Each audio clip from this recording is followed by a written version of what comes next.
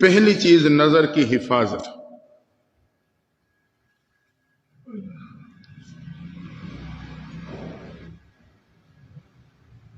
نظر کی حفاظت.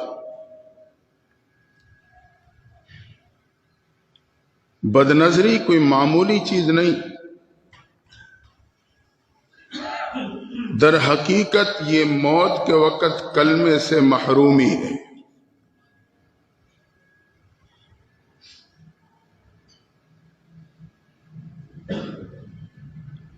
کسی غیر پہ محبت کی نظر رکھنا یہ اللہ کی محبت سے محروم کر دیتا ہے.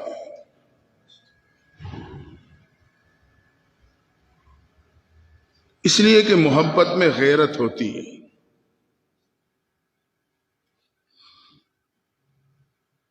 یہی وجہ ہے بیوی خاوند کے گھر میں فاقہ تو برداشت کر لے گی، روکھی سوکھی کھا کے گزارا کر لے گی، لیکن خاوند کی نظر کسی غیر پہ برداشت نہیں کرے گی.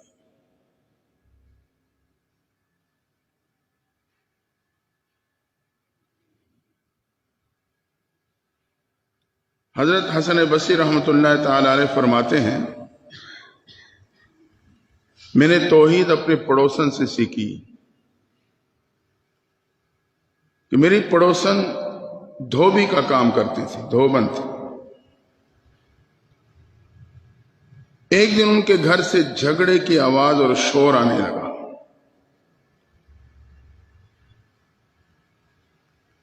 میں نے سنا کہ بیوی خاوند سے کہہ رہی ہے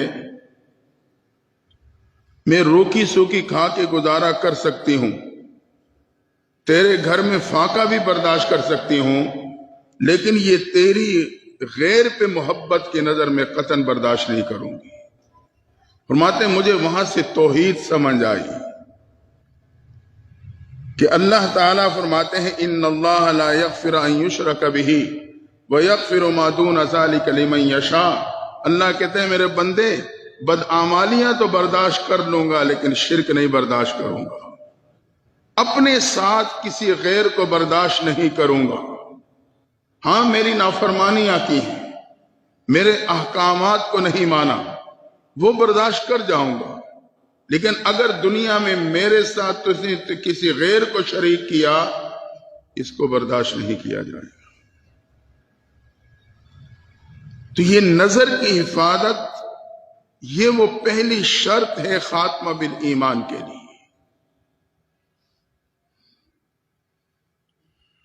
پیغمبر اسلام صلی اللہ علیہ وسلم فرماتے ہیں النظر سہم من سہام ابلیس. نظر شیطان ابلیس کے زہریلے تیروں میں سے ایک تیر ہے. یہ لگتا تو دوسرے پہ ہے لیکن زخم اپنے دل پہ پڑتا ہے. تو نظر کی حفاظت یہ بنیاد ہے.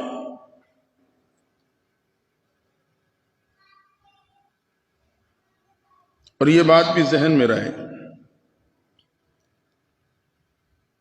نظر وہ کھڑکی ہے جو دل کے کمرے میں کھلتی ہے. آنکھوں کی کھڑکی دل کے کمرے میں کھلتی ہے. یہ فوراً عکس لے کے باہر کا اثر لے کے وہ دل پہ پہنچا دیتی ہے.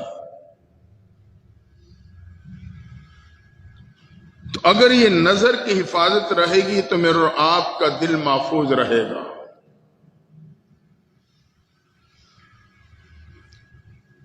حدیث میں آتا ہے کہ من ترکہا مخافتی،